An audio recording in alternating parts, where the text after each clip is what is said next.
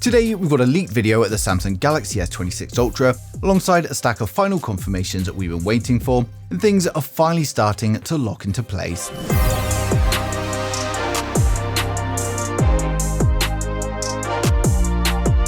So first up, before we get into the reveal, we've got confirmation from Ice Universe that the Galaxy S26 Ultra is going to support 60-watt fast charging, capable of taking the phone from 0 to 75% in just 30 minutes.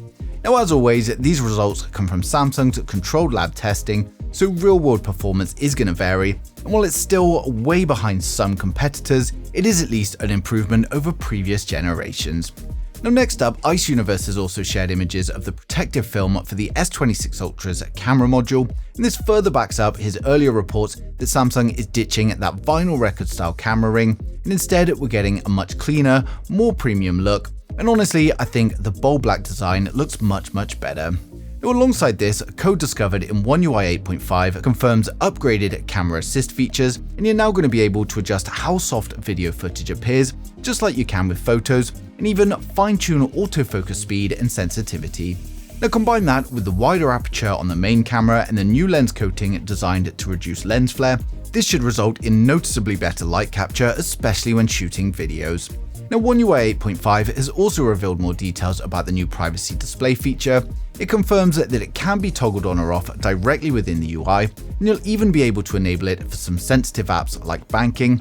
And the feature restricts the viewing angle to a central position, meaning anyone looking from the sides is effectively going to see a black screen. And thankfully, this is all software controlled, because a permanent viewing angle restriction would be far from ideal. Now, you'll notice the punch-hole camera also appears slightly larger this year, and this is due to the selfie camera gaining a wider 85-degree field of view compared to last year's 80. Now, moving on to the S Pen, Ice Universe has confirmed that the Galaxy S26 Ultra is going to feature the asymmetrical arc-shaped S Pen in the corner that we saw on earlier leaks, and a lot of people have been asking in the comments whether Bluetooth functionality is making a return, and unfortunately there's been no leak or confirmation suggesting that it is.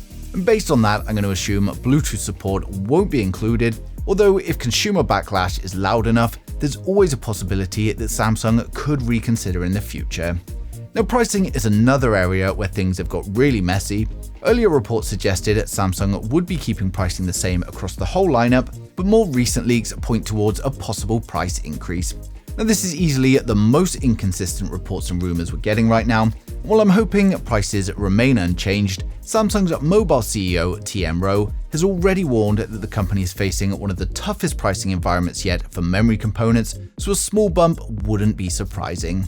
Now, what is changing for sure though are the colors, and Ice Universe confirms that the S26 Ultra is going to launch in Black Shadow, White Shadow, Galactical Blue, and Ultraviolet, with additional exclusive colors likely available through Samsung's own website.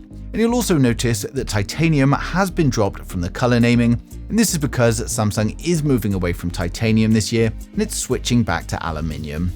Now let's talk about the leaked video. And Ice Universe shared footage of what claimed to be a Galaxy S26 Ultra along with the packaging, but he's unsure of the actual source.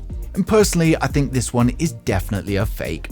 And when I say fake, not fake as such, but it appears to be a dummy unit based on the looks of these materials, and even the box itself looks home printed with this very glossy finish.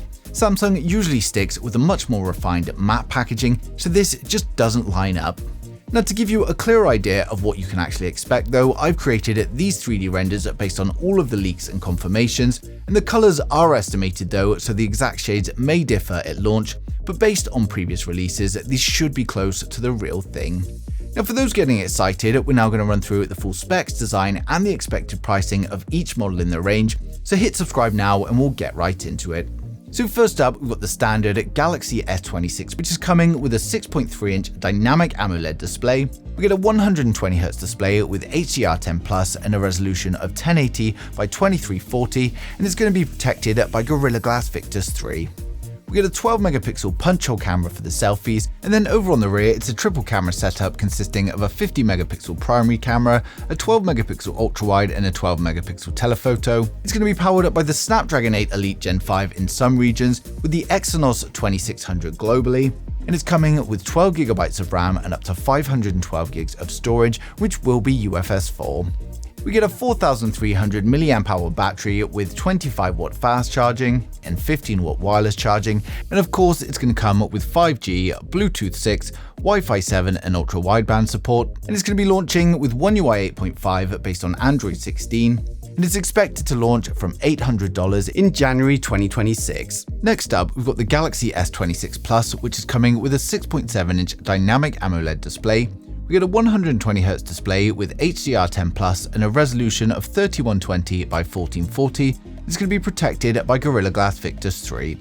We get a 12-megapixel punch-hole camera for the selfies, then over on the rear it's a triple camera setup consisting of a 50-megapixel primary camera, a 12-megapixel ultra-wide and then a 12-megapixel telephoto with 3x optical zoom. It's going to be powered by the Snapdragon 8 Elite Gen 5 in some regions, and then the Exynos 2600 globally, and it's coming with 12GB of RAM and up to 512GB storage.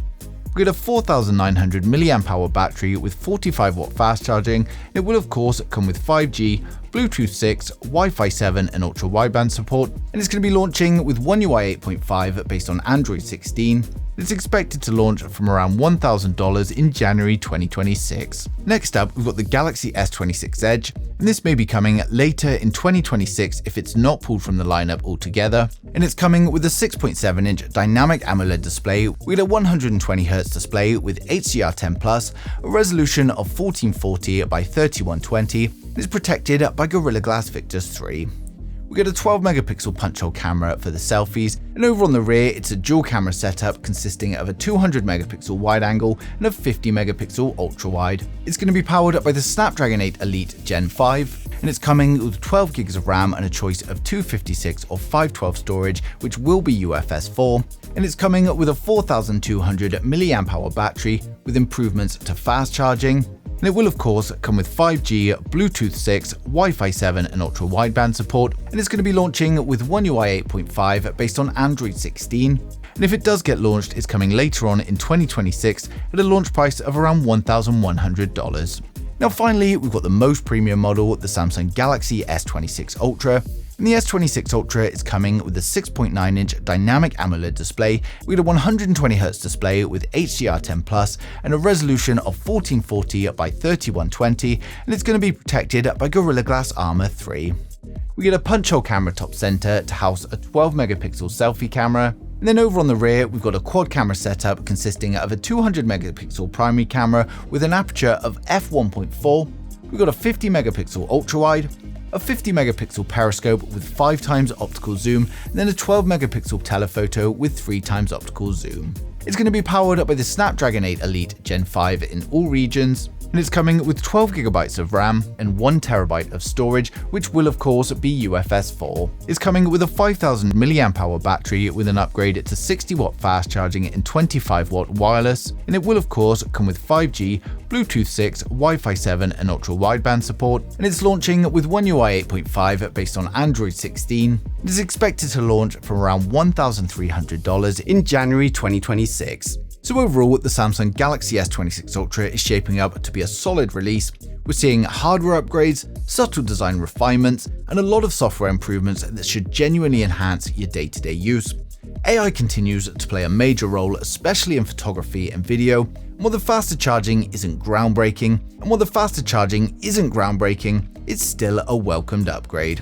Now that said, given how similar it is to the predecessor, I don't see many Galaxy S25 users rushing for an upgrade, but for anyone on an older S phone or looking to try out their first S phone, then the S26 Ultra is looking like a very good choice. Now launch is going to be on the 25th of February in San Francisco, so it's right around the corner now, and as soon as any more confirmation or leaks come in, I'm going to be sharing them straight away, so make sure you subscribe so you don't miss a thing.